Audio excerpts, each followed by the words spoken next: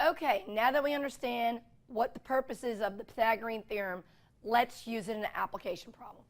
So it says here, if the leg of a right triangle is 4 centimeters and hypotenuse is 8 centimeters, find the length of the other leg.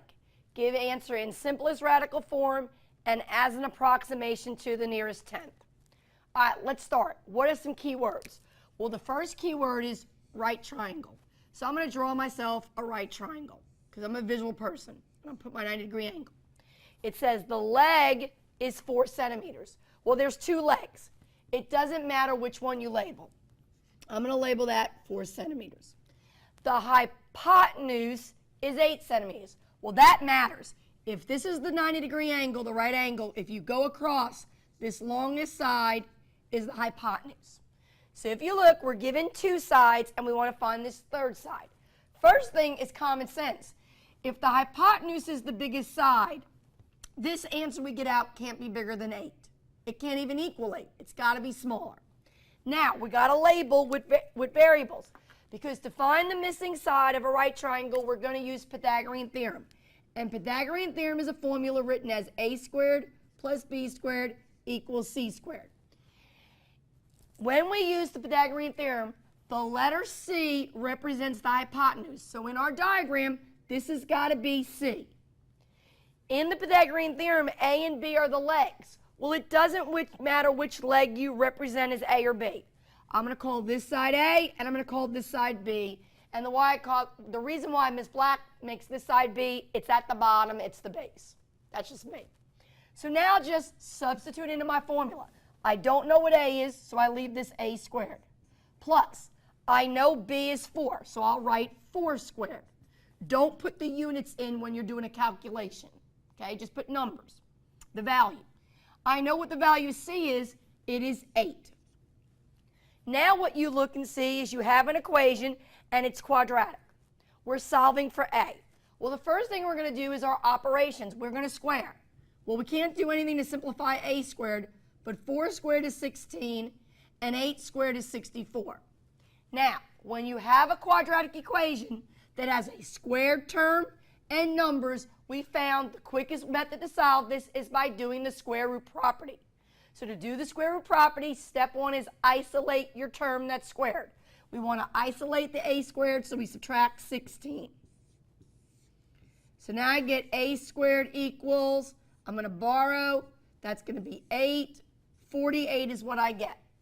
Now to get rid of a square, I do the inverse operation. I square root. Squares and square roots cancel out. There's my a. There is no need to put a plus or minus because we're working with Pythagorean theorem, which we know our answer is always going to be the positive. The question is, can I accept square root of 48? Absolutely not. Now I know what you're saying, but Ms. Black, 48 is not a perfect square. But there is a perfect square in 48. So now you got to think. And that's the problem with algebra. It's not the hard stuff, it's the easy stuff. We've been working on roots. Anytime you give an answer that's a root, you have to reduce it.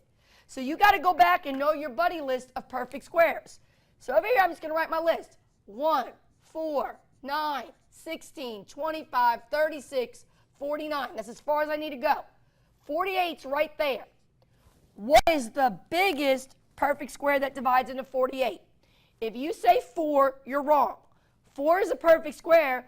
4 divides into 48, but it's not the biggest. The biggest perfect square is 16. So we would rewrite this as 16 times 3. We know the square root of 16 is 4, so if 4 comes out, we did that operation. We know we can't square root 3. It's prime, and it's not a perfect square. That is your answer in simplest radical form.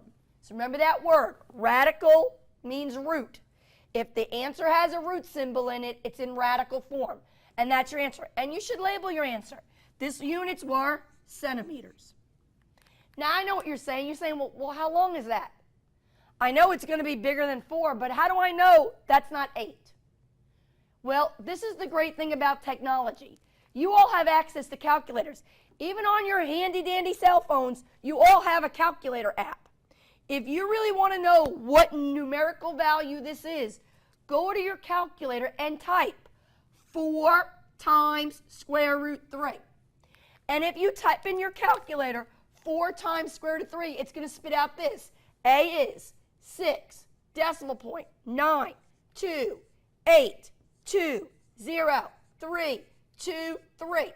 And some of you may have some more digits, and some of you may get cut off because every calculator screen is different, can only hold so many digits. So this doesn't end at the digit 3. I'm going to put a dot, dot, dot. This is a decimal that's non-terminating, doesn't stop, and it's not repeating. So it's an irrational number. And we kind of talked about this. In mathematics, we don't like writing irrational numbers. So if they do want the answer as a decimal, that's why the directions are going to ask you to approximate, to round it. And in this place, they want us to round it to the nearest tenth. So if here's your decimal point, what digit is in the 10th spot? Well, that would be the 9. Does 9 stay a 9, or does it go up one more to be 10? Well, you look behind. I'm about to sing you a 3rd grade song for rounding. To round, the rule is underline the digit, look next door. If it's 5 or higher, add 1 more. If it's 4 or lower, just ignore. That's a 2. It's 4 or lower, which means we don't do anything with this 9. So A is approximately, that's what the squiggles mean. I rounded my answer. It's not exact. 6 9/10 centimeters. And now that makes sense. That side is not bigger than 8, so we did our calculation correctly. When you're working Pythagorean Theorem, watch your directions.